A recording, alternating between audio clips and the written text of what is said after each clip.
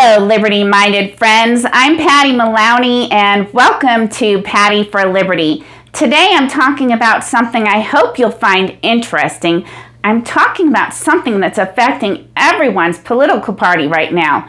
I'm talking about party purity and the rise in the RINOs, the DINOs, and the LINOs. Now, I think everyone that's politically active has heard the term RINO, Republican in name only. That one's been around a while. But now people are starting to have this problem in every political party. The Democrats don't generally call them DINOs, but they certainly have their share of Democrats in name only. And the Libertarians, well, if you're a Libertarian, you know we don't have any real Libertarians. So we don't call them LINOs, but we certainly have our own term for Libertarians in name only. It's you're not a real Libertarian. So that's what I'm talking about today. The division and the civil war and factions going on in every single political party right now, and how we're sort of realigning and how that's going to affect us as a country and our political parties, as many of our parties are severely splintered and factionalized right now. I think we'd all agree that our country is getting more and more divided, that the hyper-partisanship is getting more and more out of control. But what's interesting is we're starting to see this in our own political parties. The tribalism is affecting each political party, and people are being driven out or either called out, purged out, or alienated from their own political party because they're not Republican enough or Democrat enough or Libertarian enough. And that's what I found interesting, but not just that it's going on, but that it's going on in every party. And what's changed in our country over the last 50 years to cause such tribalism and hyperpartisanship. What I found interesting was that 50 years ago, marriages could happen where one person was a Republican and one person was a Democrat. It was pretty common. What wasn't common was to marry outside of your race or to marry outside of your gender.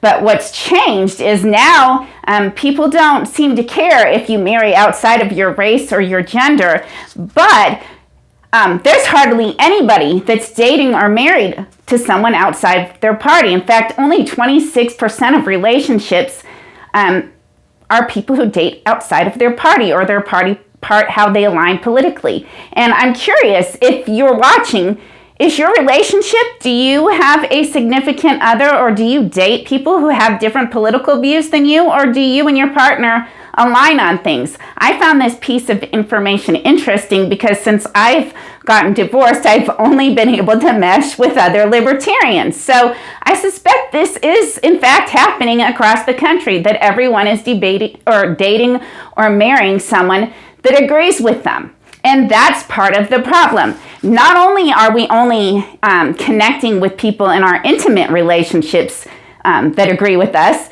we're only talking to people who agree with us. And part of this is because social media. Some of this is the algorithm, a lot of it. So people are only connecting with people that they agree with. And not only that, but because we used to have only 3 sources of news, ABC, NBC, and CBS, and they all pretty much said the same thing. You know, you had Dan Rather, Peter Jennings, and Connie Chung, I think, hosted the other one. But they all pretty much said the same thing. Now you can get on the internet and there's tons of news sources, but that has led to everybody only listening to news from websites and news channels that agree with them. So we are all living in an echo chamber, not only in social media and on the news, but in our relationships and our personal lives. And that is a big part of the problem and why there is so much tribalism in our country right now. The term RINO is the most well-known form of the INOisms, but it no longer really means Republican in name only. It's sort of morphed into anyone that doesn't support Trump. And this is causing a lot of problems in the Republican Party. Trump is pretty much calling out anyone that doesn't support him as being weak, bad for the country, and a RINO. I think most Republicans would say that the most notable RINO in the party is Liz Cheney, and she's gotten a lot of grief and pushback from Republicans for speaking out against Trump. It's cost her a House seat, and she says that he's a grave threat to the country. She's even talked to reporters saying she's thinking about running for president herself. I don't think she will have the support of Republicans if she does that, but it's definitely the divide in the Republican Party is definitely a problem for the Republican Party, especially as Ron DeSantis rose in popularity. Now, he hasn't said he's going to run for president, but there are a lot of people that like him and would like him to run. And that will be interesting for the Republican Party if Trump does, in fact, try to run again in 2024, which it certainly looks like. What will happen to the Republican Party if both Trump and DeSantis decide to run? Will it cause the party to completely split? Will it create a new party? I'm not sure, but it's definitely a problem for the Republican Party for the next election. So the Democrats don't generally call their own out as DINOs or Democrats in name only, but they certainly have their DINOs. In fact, they have more factions than the other parties, but they just don't usually call each other out. Instead, they use strategy and tactics to make them to negotiate with them.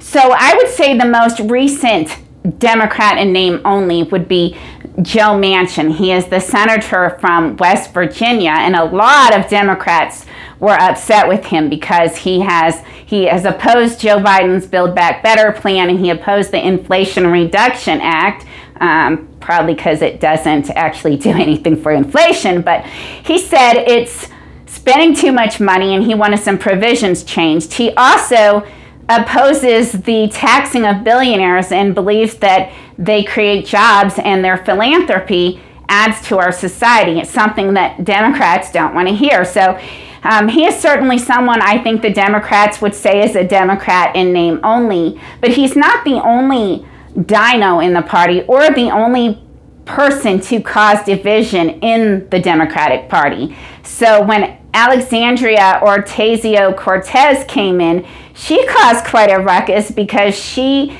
and her squad defied and challenged Nancy Pelosi on her messaging, and they were really pushing for new, bolder messaging and the Green New Deal. And I believe that has caused it's caused divide in the Democratic Party. But they still seem to have a big tent party with a lot of factions. So besides her, there was Andrew Yang, who recently left the Democratic Party and has started his own party, the Ford Party, which I talked about in another video. And most recently, the one everybody's talking about is Tulsi Gabard. Tulsi Gabard just left the Democratic Party, and she made a statement on her YouTube channel saying that the Democratic Party was a bunch of elitist cabal of warmongers driven by cowardly wokeness. And the wokeness issue is one I've heard before because we're having some issues with that in the Libertarian Party as well. But Tulsi Gabard has also just left the Democratic Party, and a lot of people think she might be trying to run again for president in 2024.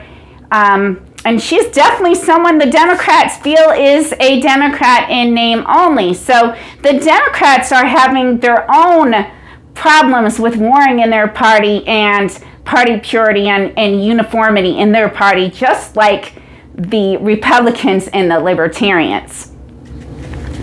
So the Libertarian Party is having a civil war as well. While we don't get as much media attention as the other two parties, we definitely have faction wars going on in our party, and it's been going on since I joined the party and probably since the beginning of the party. So we've always had issues between messaging and strategy, divide between like the ANCAPs and the minarchists, the small libertarians and then the big L libertarians, the left-leaning libertarians and the right-leaning libertarians. And now this is probably the biggest split I've seen since I've been a part of the Libertarian Party. In 2022, we had our convention in Reno, and during this convention, the Mises Caucus, which is it is the largest caucus in the Libertarian Party, they had a takeover of our party that they called the RINO Reset. And they describe it as thus them getting us back to our libertarian roots. Most of the members in the Mises Caucus are Ron Paul supporters, and they believe he is the father of libertarianism, and they want to get back to his brand and messaging of libertarianism. They say our messaging has been weak, and they want to get back to pure principled libertarianism as defined by Ron Paul and their group. So the problem is, in 2012 and 2016, we ran as our presidential candidate Gary Johnson. He actually got the most votes of any libertarian candidate since the history of the party, but they believe he brought in new members that kind of changed our party and changed the direction of our party, and he sort of watered down our party by appealing to the masses instead of sticking to our principled roots of libertarianism. So that is sort of the root of the divide in the Libertarian Party. However, the people that are leaving the party would say their definition and a brand of libertarianism isn't true to the Libertarian Party. So that's the gist of what caused the division and divide in the Libertarian Party, but it's a little deeper than that. We have had states disaffiliating from the National Party or trying to dissolve themselves, and leadership issues. But the biggest thing that's divided libertarians is that we have changed our platform. When we had our last convention, the Mises Caucus outvoted everyone there, and they removed our plank on abortion. So we no longer have anything in our platform at all regarding abortion. But they also they changed the wording of our platform to say, it used to say, bigotry is irrational and repugnant, and they changed the wording on this to make it a little benign. Their explanation is they don't like our woke language. But it didn't go over well with libertarians, and I don't think it's being received well by the general public. So those are the big issues that are causing a faction war in the Libertarian Party, and it's making both people on both sides of the party feel disheartened about our potential in 2024. But there's a lot of time ahead before that election, so who's to say what's going to happen in the Libertarian Party? It's one of the reasons why I'm making videos on this channel, to bring in new life and open-minded people into the liberty movement. So no matter what political party you're in, it seems they're all focused on stronger, bolder, more partisan, pure messaging, and there's no room for moderates or centrists in any of the parties. They are pushing for partisan purity in one way or another, it seems, in every party, and that leaves us people who can have a civil conversation, that are a little bit willing to give and take and compromise, no place to feel welcomed into. And I think this is a problem that everybody's seeing, and one of the reasons why the Ford Party might be gaining some momentum.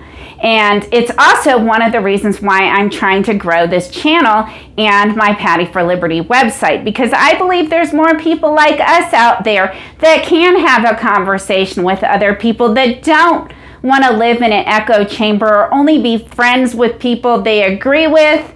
And I think that this is the key to fixing the tribalism in our party, is for us all to work harder on making friends with people who don't agree with us, making friends with people in other political parties, being willing to hear someone out and have a discussion instead of just saying, and you're not one of us, I don't want to hear what you have to say. People don't get won over by you being snarky and mean and winning a debate. They get won over by you being reasonable, being able to hear their side of things and listen and be willing to change your mind when you're wrong. So that's one of the things I'm really trying to do with my channel, and to create content that everybody can appreciate.